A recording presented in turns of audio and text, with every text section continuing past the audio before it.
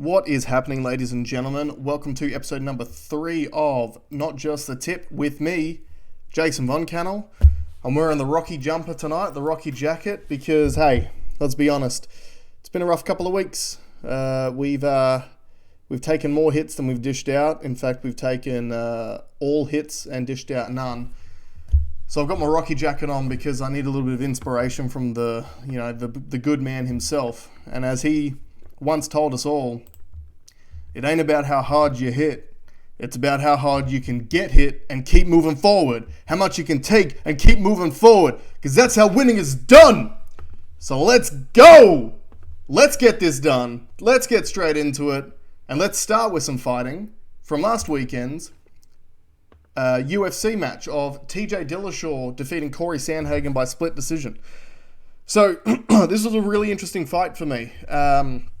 Obviously, the storylines around TJ Dillashaw returning from his 2-year layoff for a drug suspension, coming up against Cory Sandhagen, who has been surging as of late.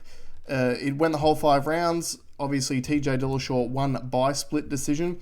I've put up the significant strike statistics up here because you can see that Sandhagen outlanded Dillashaw in 3 out of 5 rounds. And obviously, striking's not the whole story to tell when it comes to fighting. I think that TJ did an extremely good job of mixing in his wrestling. I also feel that the judges were looking at the fact that TJ was walking forwards and pressuring pretty much the whole fight. So Sandhagen clearly came in with a game plan. Obviously, he is a much taller, much longer fighter, so he knew he was going to have the length advantage. He's an extremely effective counter striker as well. And I just don't think that he was expecting TJ Dillashaw to be able to eat the shots that he did. So TJ actually had his eyebrow completely opened up in round 1. So you probably could have assumed that the fight could have been stopped at any minute after that because the blood was literally coming out of his eyebrow straight into his eye. But to his credit, TJ showed his championship credentials, pushed through it, and ended up really taking over and pressuring Sandhagen for the whole rest of the fight. Mixed in his wrestling really well, got a couple of takedowns, but spent a lot of time in dominant control positions up against the fence. Did an extremely good job of minimizing the damage that Sandhagen could do. There was a little bit of controversy with this one afterwards, but at the end of the day, I think Cory Sandhagen will come out of this a much better fighter. I think he'll understand that you can't just play off the back foot and counter-strike for a 5-round fight and expect the judges to give you a decision. I know that the new scoring rules mean that if you are winning the striking exchanges, which for the most part he did do more damage, that they should be scoring those rounds for you. However, who knows what these judges are looking at a lot of the time, and at the end of the day, TJ was dominating the wrestling. He was walking forward the whole time. He was landing many strikes of his own. As you can see, it was extremely close as far as the striking numbers go, apart from maybe round 2 where Sandhagen really tuned him up. And I do feel that was TJ adjusting to that blood coming out of his eye, whereas you can see for the next 3 rounds, it was extremely tight. In the picture I've got here too, you can show he was doing a really good job of actually covering that up. Because one of the problems when you've got blood leaking into your eye is your vision on that side's extremely blurry. So TJ did a really good job of essentially just keeping his hand on his head for the rest of the fight and then working off that. So look, great result for TJ Dillashaw to return. I think it's good for the division anyway. He is a former champion. He showed what former champions are supposed to be able to do over 5 rounds. And I think he surprised a lot of people too. So I was surprised, obviously, when we were coming into that fight with Dillashaw being the underdog. I did put a little bet on him on myself without telling you guys about it, because obviously if I would have told you guys, it probably wouldn't have gotten up. So I made myself back a little bit of the money that I've lost over the last week on that one. So thank you, TJ Dillashaw. The next event that I had my eyes on this week was the Olympic basketball. So I've been keeping a nice close eye on this because obviously basketball is one of my favourite sports, and now that the NBA is over, at least I get to watch some Olympic sports. So Australia defeated Nigeria in their first game, 84-67. Now, the Nigerian team are an extremely experienced team. They've got a lot of NBA players in their team. So this was actually a pretty good game. Australia pulled away towards the end of it. It was fairly tight throughout most of the contest, but it was really in the last quarter that Australia started to dominate. My key stats out of the game, Patty Mills So Paddy Mills must love playing for the Boomers, because when he plays for his team, the Spurs, in the NBA, he is an extremely effective role player, but he plays off the bench. So he's not the number one go-to guy. He essentially is there to spread the floor and score some points, particularly from the three-point line, and he does an extremely effective job. But when it comes to playing for Australia, he's our go-to guy. So we play everything through him, and he just thrives under these conditions. So Paddy Mills, absolute superstar, 25 points, 5 from 8 from the three-point line, was an amazing shooting performance. Now, my other key stats was obviously our field goal percentage. So we shot 39.4% total field goals, which is okay. One of the things that you'll notice about the international game, which is going to play into my next slide as well, is that I really like international basketball because you're actually allowed to defend. So one of the things I often criticize about the NBA is really designed around entertainment and spectacle. And obviously, because they play 84 games each per season, they don't want injuries and stuff like that to occur. So to sort of mitigate that, they really referee hard on defensive players. It's really almost impossible to defend properly in the NBA. So that's why the shooting percentages are always really high as well. Whereas in the international game, sometimes it can look a little bit sloppy because the defense is actually far stronger. It's really a two-way game in the international game, which is why I enjoy it. But for Australia to shoot 45.8% from the three-point line, that was an amazing shooting performance as well. Our next game is against Italy on Wednesday night at 6:20, so definitely tune in for that. With us winning against Nigeria, that really sets us up to dominate our group, which obviously will set us up very well moving forward throughout the tournament. But speaking of teams that aren't going to be dominating their group, also had my eye on the France-USA game. So I actually fell asleep on the couch and woke up with this game on in the fourth quarter, and it was tied up when the fourth quarter first started. But from what I went back and watched the replay, and what I was saying before about not being able to defend in the NBA, I really feel like the USA team was rattled by the defensive pressure of the French. And that's highlighted in this key stat from this game. So with field goal percentage, France shot 46.8% from the field. USA only shot 36.2% from the field. And out of that, I think they had a total of about 69 shots. So if they shot the same field goal percentage as France, for example, that's an extra 5 to 6 buckets. So you're looking at 10 to 12 points. And then obviously that lead goes away. So it was really interesting to watch how rattled the USA team was. I'm sure they'll be able to adjust to it and bounce back from that. It was their first game in the tournament, but they have looked vulnerable in the lead-up games as well. Not too many people really read too much into friendly games and exhibition matches, but they did lose to the Australians in an exhibition match, and I believe they did lose another game in the lead-up as well. People sort of put that down to them not really caring because they're exhibition matches, but to lose the first game against France, now the French, again, very good team, NBA level stars. They've got guys like Rudy Gobert, who's the defensive player of the year, and they are going to be a very strong squad moving through the tournament, but I don't think anyone was expecting them to beat the USA as first cab off the rank. So look, well done to the French.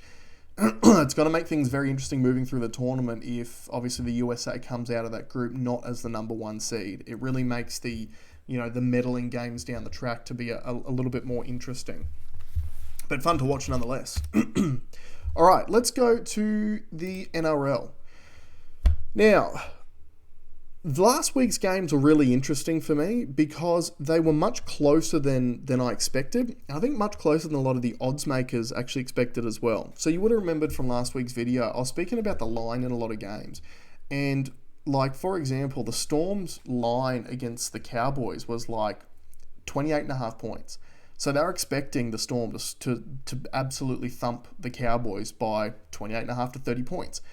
Was not the case. It was actually a really, really tight contest. And the same story in the Panthers-Broncos game. Now, 2 weeks in a row, my Broncos have done something which has completely spoiled my tipping. Obviously, last week, I tipped them when they were the favourites, and they managed to completely have a bed shit and lose against the Tigers in what should have been a very winnable game and lost by 20 points. So stuffed up my perfect round. This week, I obviously had my lock of the week was the Panthers to beat the line, which was minus 19.5 points.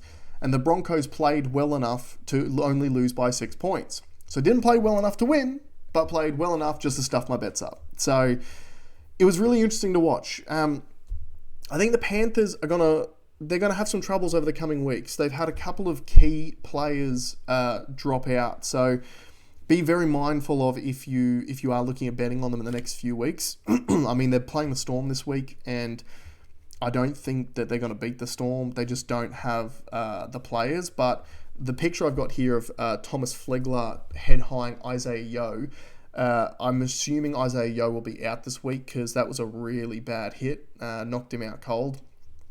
Flegler obviously did 10 minutes in the bin for that. So it's interesting to even see that the Panthers couldn't even put that many points on when Flegler was in the bin. So it's very interesting. But yeah, so Panthers now, you're going to have, obviously, Isaiah Yeo's going to be out. Nathan Cleary's still injured. Brian To'o picked up an injury this week as well. So I think he's going to be out until, I think they're saying first week of the finals. James Fisher-Harris is going to be out for 3 weeks. I believe that's for the birth of a child. Not 100% sure. Don't quote me on that.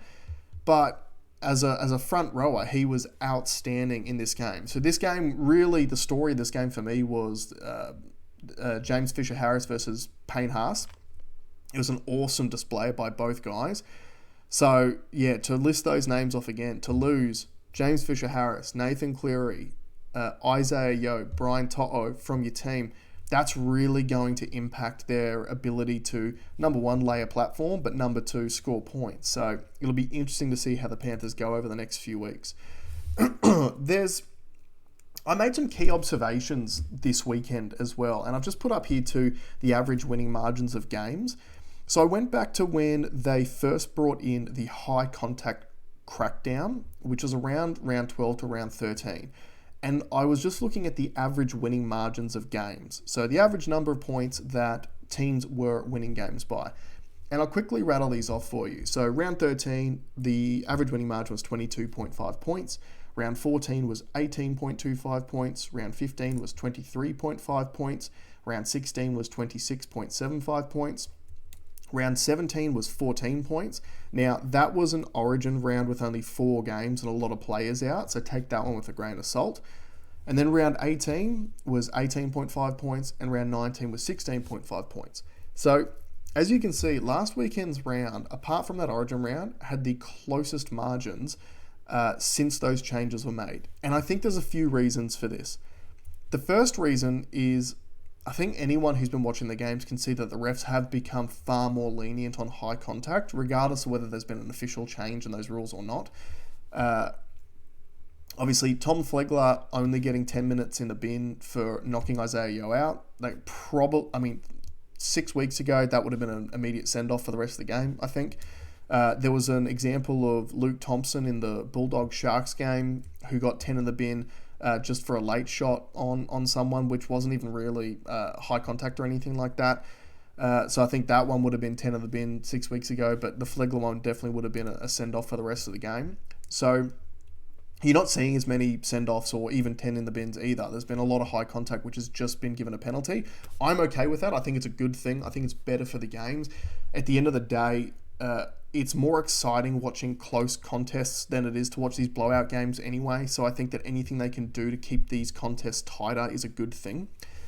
I think the other reason why teams aren't scoring as many points is because most teams, but especially the best teams, they've actually figured out how to exploit the 6 again rule. And to explain what I mean by that, what was happening back in like round 15, round 16, where these average margins were 23 to 26 points in a win? What you saw a lot of was a team would be attacking in the opposition's half, they'd lose the ball. Then the other team would counterattack. And because the counterattack was quite quick, the defensive team was never given an opportunity to properly set their defensive line, and the teams were just rolling, completely rolling over the top of them and just scoring tries. Like, a lot of tries were just scored just running up the field, not even off kicks or anything like that. So what I've noticed the smart teams are now doing is they're kind of exploiting the 6 again rule and using it for the thing the 6 again rule is brought in to actually prevent. And what I mean by that is the 6 again rule is brought in to speed the game up and to stop players from purposely giving away penalties to slow the game down. It's exactly what they're doing now. So to go back to that example, if you have one team that's maybe attacking the opposition in the opposition half and they turn the ball over, instead of just trying to tackle that player and just continue on as normal, a lot of the good teams are actually purposely giving away a 6 again on the first tackle. Sometimes even on the first tackle of the next set as well. And the reason why they're doing that is because that extra 2 seconds that they're actually holding the player down, which is what's forcing the 6 again call, is allowing their defensive line to completely reset. And then obviously, if you've got a perfectly reset defensive line, then you're going to be able to actually go on the offense with your defense from that point in time, rather than just running backwards the whole time and just having just the meters up the middle of the field just being completely eaten up. So that's been really interesting. The other thing too is that you're seeing a lot of teams giving away 6 again after 6 again on their own try line as well when they're defending their try line. And I think the main reason for that is it's actually a lot easier to defend on your try line than it is defending out on the field, because you only have to run back 2 meters, 3 meters, whatever the case may be. So it's easier to reset your defensive line. So if you know that you've got a couple of players caught out of position, just give away the 6 again, because they're not giving away penalties. So you're not going to give away any points for it, but you're at least giving your defense an opportunity to reset on the line. So it is interesting to see that, as what always happens, you bring in a rule change and the best teams find out the way to exploit it sooner rather than everyone else. So very, very interesting to watch. It'll be interesting to see too this weekend how the games might change again if that is the case. And I have factored that into my tips. I've gone, because of obviously the points are lesser, or there are less points scored, I've gone a little bit less on the anytime try scorers and also on the line betting to sort of counter for that. So let's see sort of what we can do. But first, let's talk about last week's tips. So, as I already discussed, my lock of the week was the Panthers to beat the line at minus 19.5. That lost because my Broncos played just well enough to screw me out of that one. And we've already sort of covered that. Now, my speculator was an anytime try scorer multi with Justin Olam, Ruben Garrick, Matt Burton, and Viliame Kikau. Now, Olam scored, the rest didn't. Ruben Garrick, I was watching the Manly game, and I don't know if any of you guys are watching it, but I've never seen Tom Trbojevic stuff up a pass to Garrick so badly in a perfect try scoring opportunity. So you can blame Tommy Turbo for screwing up the Ruben Garrick one, and you can blame my Broncos for screwing up the Panthers bet. But a fun fact, I went back and rewatched last week's episode, and I did say that when I was putting Matt Burton into my anytime try scorer multi, I did say that you could pretty much throw the whole Panthers backline into a multi-bet and you'd probably do pretty well. Well, the fun fact is that every single Panthers outside back scored except Matt Burton. So you had Stephen Crichton scored, Charlie Stain scored, and Brian To'o scored on the other side. So all 3 tries scored by the Panthers were the backline, except the one that I picked. So take that for what it is, and maybe you can factor that into this week's tips if you want to tip around what I tell you to tip.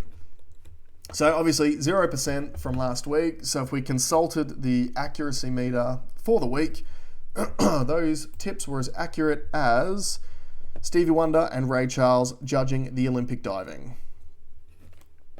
All right, let's move on.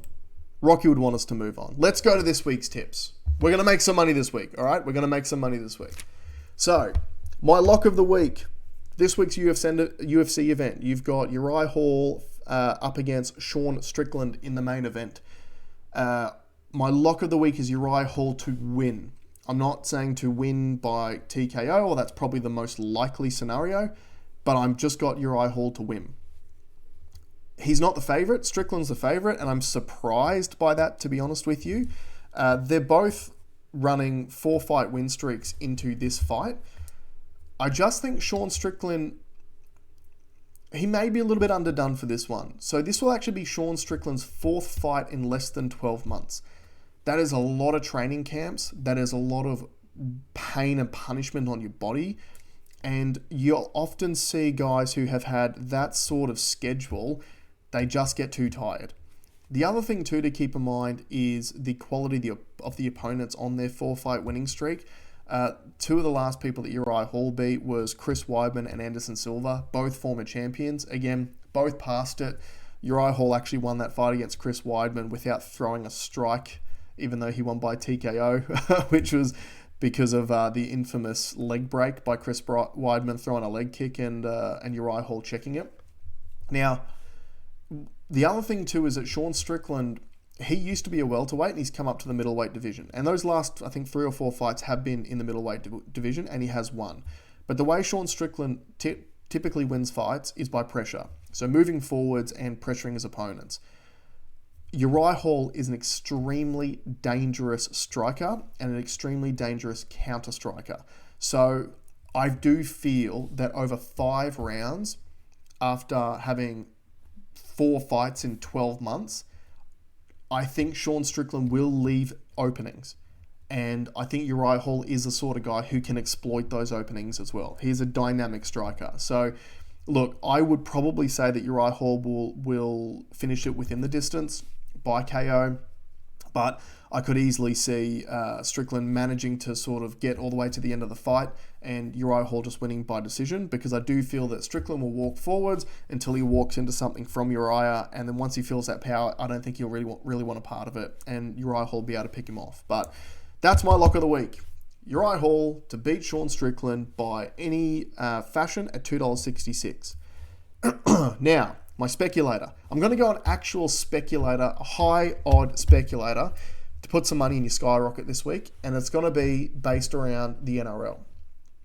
So, firstly, I've got Roosters to beat the line of plus 4.5 points at $1.90. So the Roosters are playing the Eels this weekend, and I don't know if any of you guys watched the Eels play last weekend, but with Mitchell Moses out of the team, their attack looked extremely clunky. So they lost to the Raiders in a game that they were pretty well favoured to win. The Raiders had a lot of good players out as well. They had Jack Whiten was out. I'm pretty sure Josh Papali was out. You also had the young, exciting fullback that I fanboyed over a couple of weeks ago, Xavier Savage. He was out. So by all rights, it was a game that the Eels should have won, and they still didn't, and their attack looked really, really bad.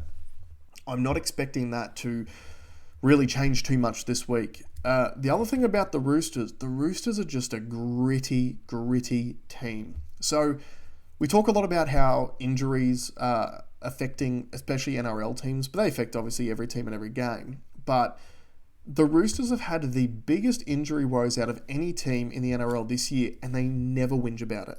They literally never whinge. Last week's game, at one point in time, I'm pretty sure the Roosters were down to one man on the bench. They had injuries to their outside backs right at the beginning of the game. And anyone who watched the NRL knows you don't hold outside backs on your bench. So if they get injured, next thing you know, it means you're generally putting second rowers out to centre and your centres out to the wings. And you've got people playing out of position. The Roosters still are just one of the grittiest teams really I'm used to seeing. Manly with the Stewart boys used to be a pretty gritty team, but the Roosters just find a way to keep turning up. James Tedesco is worth all the money that they're throwing at him. He is the leader of that team. He's really, taken things by the scruff of the neck, but him and the senior leadership group, so you got him, you got guys like Jared Waerea-Hargreaves has been huge. He's played 80 minutes or close to in a lot of games this season.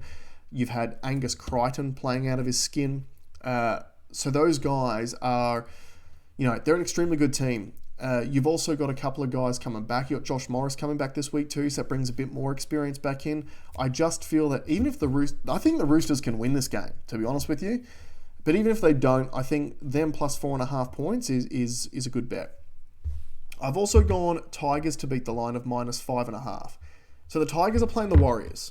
And the poor Warriors who've been away from home for 2 years, I think they're probably just about at their wits' end. They have a lot of big outs this week. So Roger Tuivasa-Sheck, he's played his last game for the Warriors, and unfortunately it's fortunate for him. He's done more than enough for that club and for the NRL, but he's gone back home now to spend some time with his family and prepare to go to rugby union. So no RTS. They've had another injury to Adam Fanua-Blake, who was their big prop recruit this year, so he's out.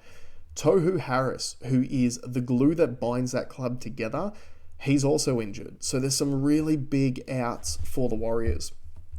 Now, the Tigers, on the other hand, they they're a bit of a basket case. Obviously, they pumped the Broncos 2 weeks ago, then they got pumped by Manly last week. But Adam Doueihi he's in an amazing run of form. He can score points, he can set up points. The Tigers are really one of those rocks or diamonds teams, and they've kind of been like this for years, really. But on their day, they can show up and they can smash anyone. I just feel like the Warriors' heads might have dropped just enough now where the Tigers may walk over them in this match. Look, you never know. Obviously, all my other tips have been wrong lately, but I just see the Tigers beating the line, and that's at $1.90. Now, I'm going to throw in some anytime try scorers as well. So I picked up Justin Olam from the Storm, he's paying $2, and Josh Adokar from the Storm, he's paying $1.36. So the Storm are playing the Panthers this weekend, and as I was saying before, the Panthers have a lot of key guys out, particularly obviously Brian To'o on the wing. I do feel like the Storm will want to make a statement in this game. So this is the grand final rematch. It should be match of the round, but with the amount of players that the Panthers have out, I think that the Storm are going to want to show how many points they can put on the Panthers when they do have their stars out, and hope that maybe those mental scars remain once the finals actually come around. I do expect the Storm to put a big score on the Panthers. I think they'll be too clinical. I think they'll be buoyed by news this week of Craig Bellamy is re-signed for another 5 years, so that's huge news for Storm fans. So I do see Storm putting a score on them. And look, Justin Olam, at least I picked him last week. He is always good value. He should have had 2 last week, but they pulled one off him for a ridiculous obstruction call. But I reckon those 2 guys will get him. My next anytime try scorer is David Fifita from the Titans at $1.83. Now, anyone who watched that Titans game last week, he was extremely damaging.